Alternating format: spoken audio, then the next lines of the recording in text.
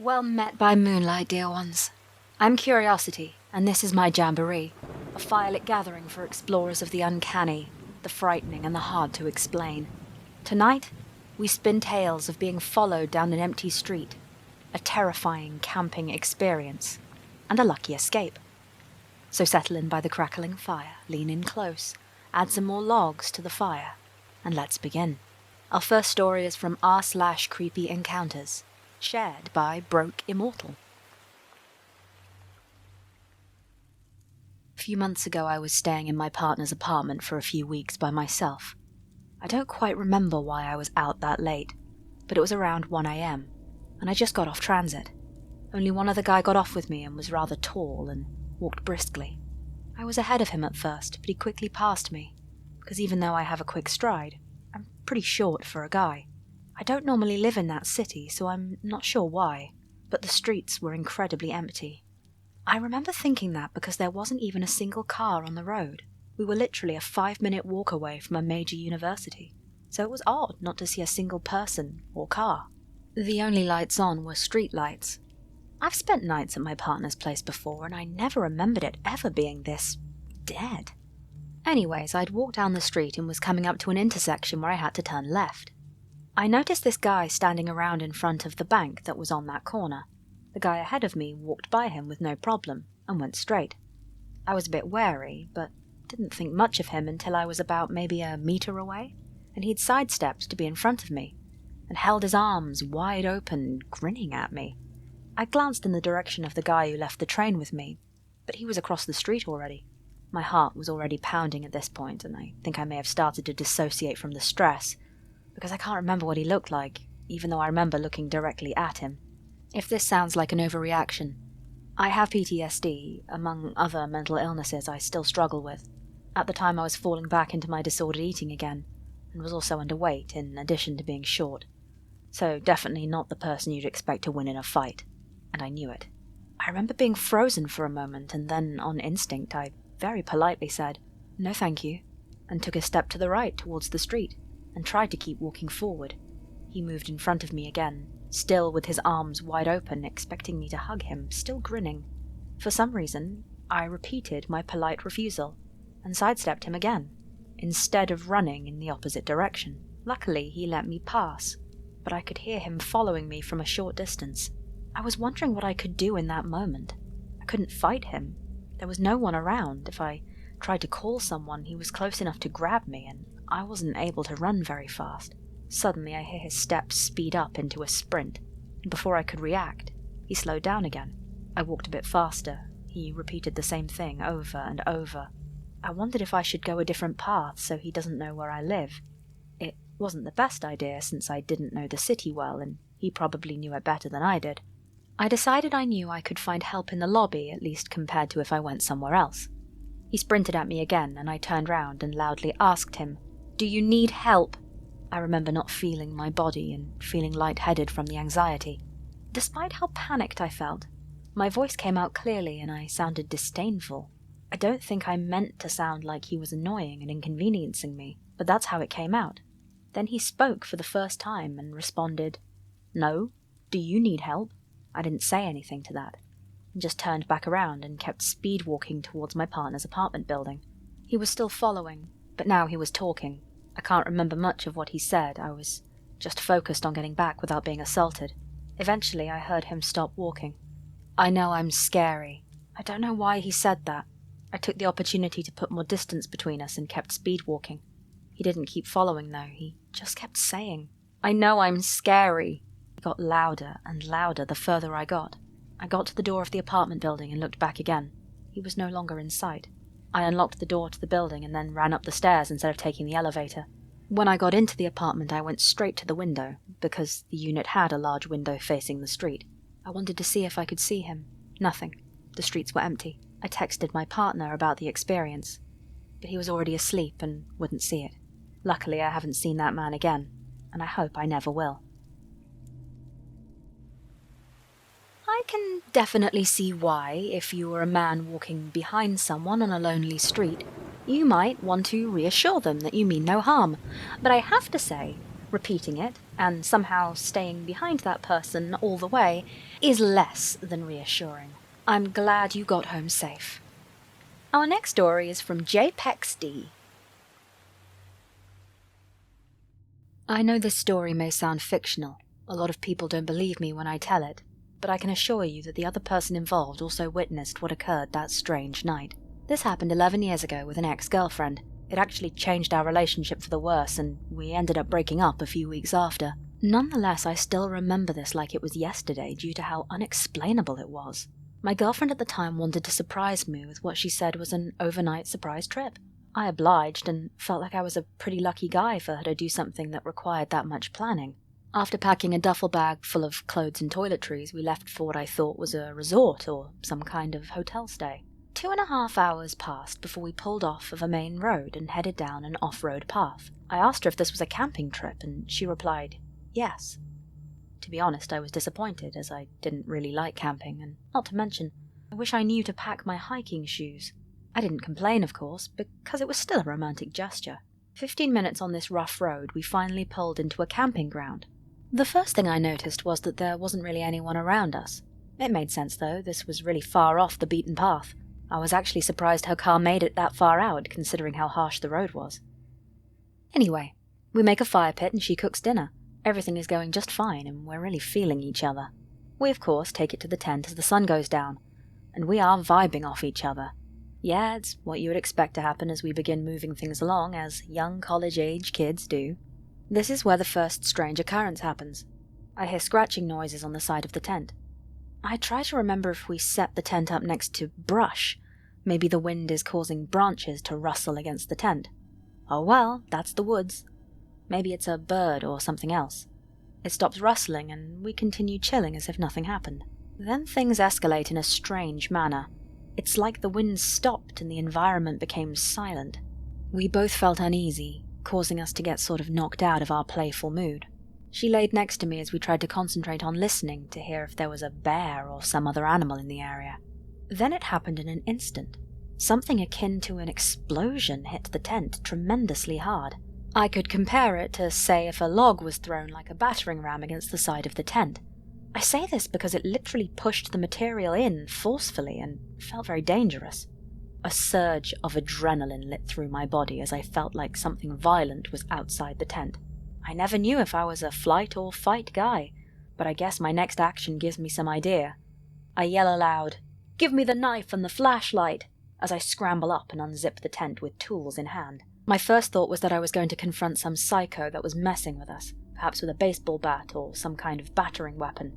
I kid you not, I launched myself out of that tent and stood up in a flurry to confront my attacker. A few breaths pass as a cold feeling sets in. I do a 360 scan to nothing but silence and darkness. Maybe it was a branch that fell on the tent? Nope. There was absolutely nothing on the ground where the thud was heard. "Hello," I yelled again and again, to no response, until, only a moment later in the silence, a chill shot up my spine. "Get the keys and get out of the tent," I said in a frantic tone as my girlfriend listened and now joined me. I looked at her car that we arrived in and noticed it was about 30 yards out by the shoddy off-road path. She didn't even need to know what I was thinking as we both just started to speed walk towards it. You might be thinking at this point that I was overreacting, but truly I cannot describe the terror that washed over me when I looked out in the darkness after investigating the tent. I could feel like something was watching me, and to top it off it was eerily silent. My girlfriend confirmed my suspicions when she started for the car immediately without question. Our instincts were telling us to get the hell out of there. The walk to the car was unnerving, and felt like a football field away, but finally we got into the car. With keys in hand I took the driver's seat. After turning the keys led to some relief as the engine started. Instinctively I locked the doors and turned the headlights on. We sat for about 3 seconds trying to rationalize what was happening when my girlfriend started exclaiming, "My laptop is moving! Something is in the tent!"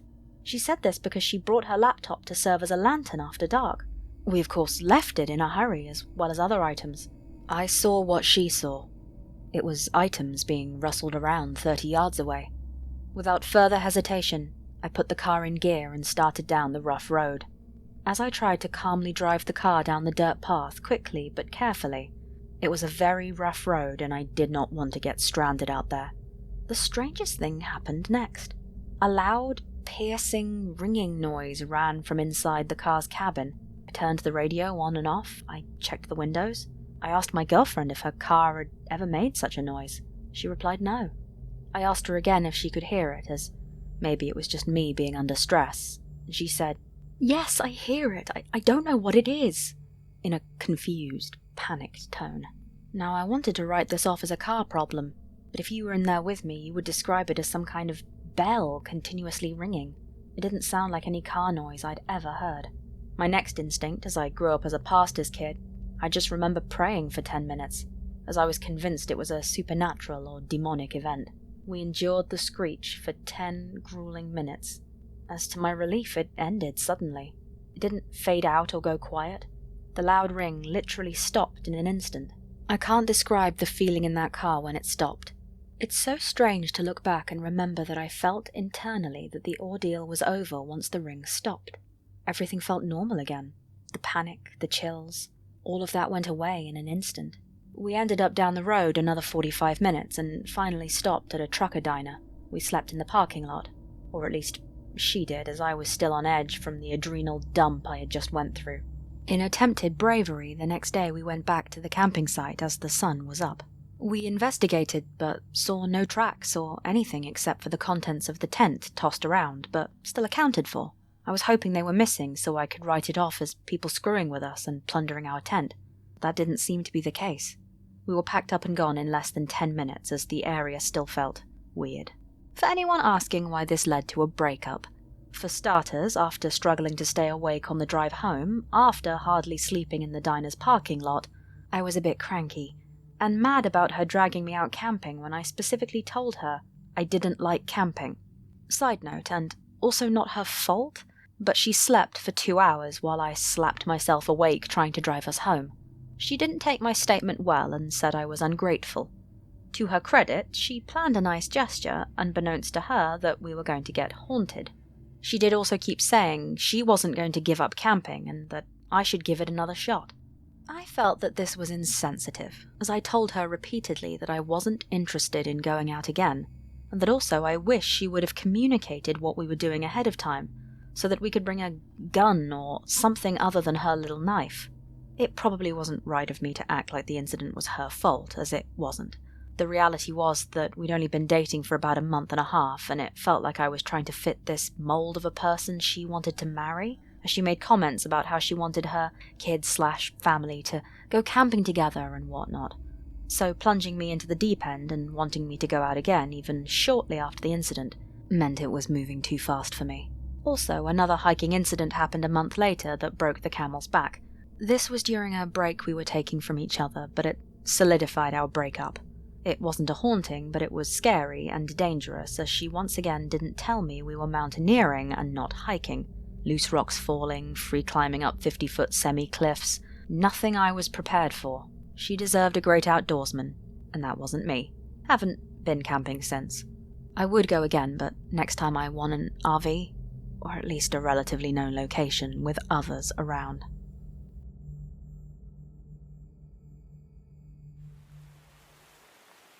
Well, OP, for what it's worth, relationships end for all sorts of reasons. Not being willing to go back into possibly haunted woods seems entirely reasonable. Here's hoping your next camping experience is a little more civilized. Our last story is from an anonymous viewer. This happened about 15 years ago. I was 21 years old and living in my very first apartment. It was a small bachelor apartment in a sketchy area. I grew up in a town that was known to be rough and tough. I knew how to handle myself and learned at a young age to keep my head down, not to go looking for trouble. My apartment building was behind a bar. A lot of the customers of the bar would stand outside to smoke. When they stood outside to smoke, they would be looking at my apartment. Most of the people who were out smoking kept to themselves. A few would nod and say hello if I passed by. Never had any issues. Until one evening. That evening I came home from work. I passed the bar and saw this extremely tall man outside smoking. As I passed, he stared at me. I gave him a slight nod, but he didn't acknowledge me. He just continued to stare. It made me uncomfortable, but I didn't think much of it. About an hour later, I hear a knock on my door. It was odd, because you have to buzz people into the building. The building only had 8 units, and I didn't really know any of the neighbors. I froze because I really didn't want to talk to anyone, but the knocking continued. I finally shouted, "Who is it?" But there was no response. I shouted again, "Who's there?" And the voice said, "It's Tom." I didn't know anyone named Tom, so I shouted back, "I don't know anyone named Tom. You must have the wrong apartment." The voice said, "You may not know me, but I know you. Open up so we can talk." I went over to the peephole, and it was the tall dude from the bar. I loudly said, "F*** off, or I'm calling the cops." I heard his footsteps walk away, and heard the building door open and then close. He was gone, or so I thought. A few minutes later I peeked out the window and he was standing in the parking lot. He seemed to be talking to himself. At this point I'm freaking out. I called my landlord, who lived in the building next to mine. He told me to call the police, and in the meantime him and his brother would come check things out. I call the police and tell them what's going on. They said a car was on the way. Meanwhile, my landlord and his brother make their way to the parking lot. I watch out my window and see them approach Tall Dude. Tall Dude takes one look at them and bolts. My landlord and his brother tried to chase him, but Tall Dude got away. About 5 minutes later, the police arrive. I give my version of events and also a description of the man. The officer stares at me and says, "We've had reports of a man matching that description who's been assaulting women. Thank God you didn't open the door." A few days later, I get a call from the officer. He told me part of their investigation was talking to the owner of the bar. The owner called the police when Tall Dude reappeared after a few days, and the police responded and arrested him. So, tall creepy dude from the bar? It was a close call, and I sincerely hope I never see you again. The sun is rising, and someone's breaking out the breakfast sausages. The jamboree is at an end once more. My thanks to everyone who sent in stories or gave me permission to narrate theirs. Please remember, I upload new stories on Mondays and Fridays, so be sure to subscribe and click the bell icon so you don't miss out. If you have any thoughts about the stories I've narrated, why not leave them in the comments below? And don't forget, if you enjoyed your time by the fireside, to go on a scavenger hunt for like buttons. If you'd like a story of yours narrated, I have a submission form linked in the description, and I would love to learn more of your curious experiences and unexplained happenings. I will see you soon, dear ones, and until then, may your nights be dark and your dreams just a little curious.